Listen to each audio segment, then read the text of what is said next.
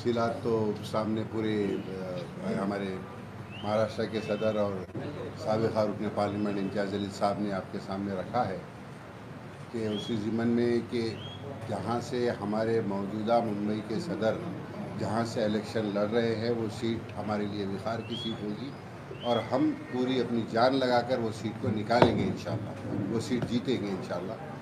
तो अभी फ़िलहाल जैसा इम्तियाज़ जलील साहब ने कहा कि पूरी बॉडी एज इट इज़ है, बॉडी का कुछ भी नहीं है, बॉडी पूरी एज इट इज़ है, खाली ताकि इनको एज ए कैंडिडेट आपको काम करना पड़ेगा।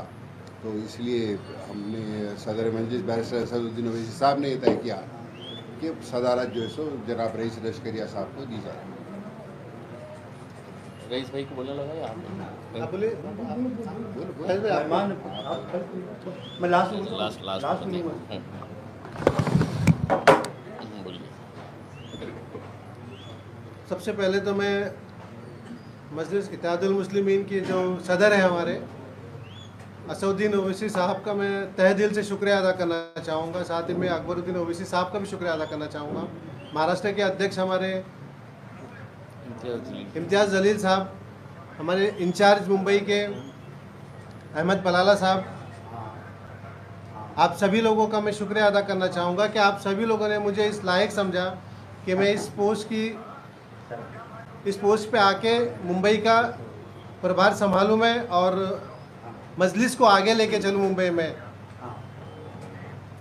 जिस तरीके से लोकसभा के अंदर महाराष्ट्र में एक भी मुस्लिम उम्मीदवार नहीं दिया गया आघाड़ी की तरफ से, ना ही विधान परिषद के अंदर कोई मुस्लिम उम्मीदवार दिया गया, इससे हम लोगों को बहुत ठेस पहुंची है और उसके बाद ही ये हमने नतीजा लिया कि अभी हमको मजलिस के साथ आगे बढ़ना पड़ेगा इंशाल्लाह। सभी साथियों को नमस्कार, अस्सलाम वालेकुम। मुझको अभी मालूम पड़ा कि मैं इस वक्त यहाँ पे अध्यक्ष नहीं हूँ, मैं लश्कर जी बन गया। कुछ दिन पहले इम्तियाज़ भाई मेरे पास आए थे, उन्होंने कहा कि भैया शर्त हमारी ये है, अगर सीट लड़ते हो तो पद छोड़ना पड़ेगा आपको, पद पे रहना है तो सीट छोड़ना पड़ेगा। मैं खामोश था, कुछ बोला नहीं। आज मजलिस को बनाने में असद साहब का हाथ और हम एक कारिंदे के तौर पर काम किया। 10 साल से मैंने बाकायदा खुद कांग्रेस में होने के बावजूद वारिस पठान को चुन के लाया था। दूसरी मर्तबा जब इसको टिकट दी गई तो मैं टिकट मांगने गया था, असद साहब ने ऐलान कर दिया था, फिर मुझको मजबूरी के तौर पे वारिस पठान का साथ देना पड़ा और वारिस पठान के लिए असद साहब ने झूला मैदान में खड़े होकर माफ़ी मांगा कि जो भी गलतियाँ इसने की उसके लिए माफ़ी मांगता हूँ। उसके बाद से लेकर अभी तक 5 साल हो गया, वो देखने तक नहीं आया, झांकने तक नहीं आया। ये बात के सब गवाह हैं। और यहाँ पर मैं मुंबई शहर में डिस्ट्रिक्ट बनाया, तालुका बनाया, वार्ड बनाया। आज मुझको सीट दे रहे हैं आप लोग और मेरे पद ले रहे हैं आप लोग, ये गैर वाजिब बात है। मेरे बगल की सीट है, वो सीट मेरे बहुत इम्पोर्टेंट सीट है, आपके लिए भी इम्पोर्टेंट है, क्योंकि फ़िरका परस्त आपको तोड़ना है। तो मैं आपसे गुजारिश करता हूँ, बहुत ही मौतमाना गुजारिश है कि आपकी सीट आपको मुबारक, आपका पद आपको मुबारक। खुदा हाफिज़, अल्लाह हाफिज़, नमस्कार। चल, जय हिंद, जय महाराष्ट्र। हाँ, चलिए।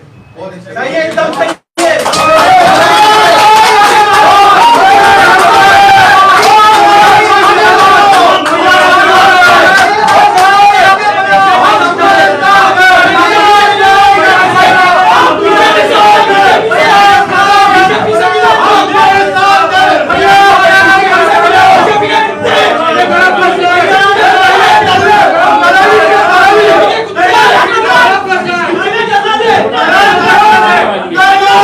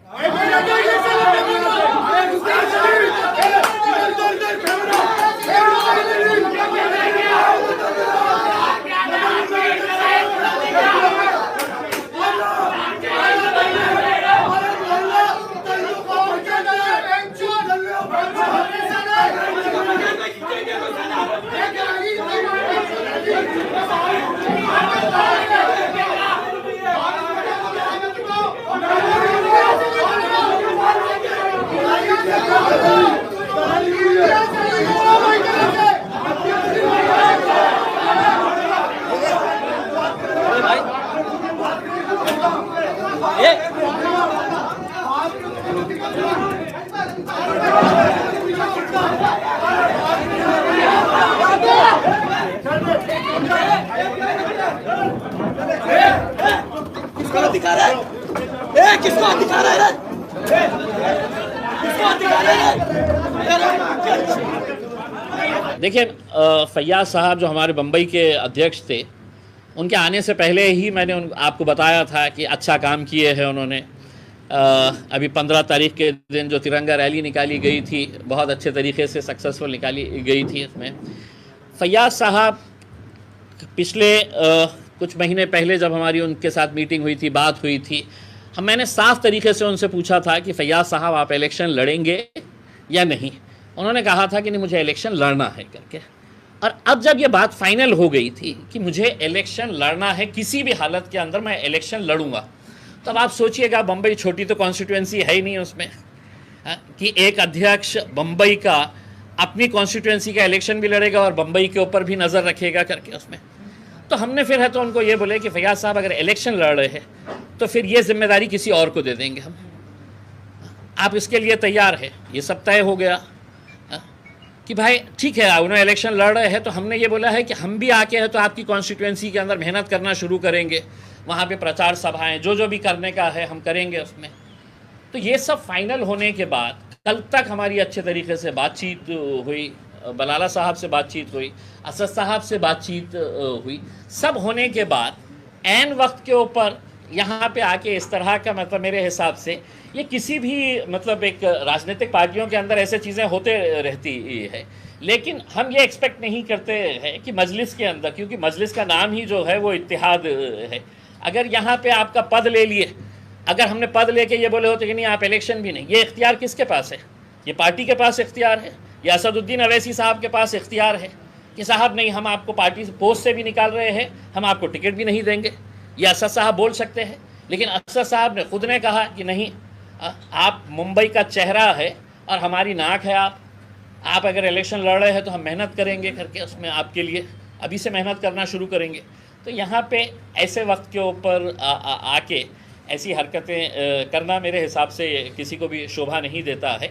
लेकिन ठीक है, राजनीति के अंदर फॉलोअर्स होते हैं एक नेता के, उनके फॉलोअर्स ने हंगामा की, हमारी कोई उससे ये नहीं है। बात करेंगे, देखेंगे आगे क्या होता है।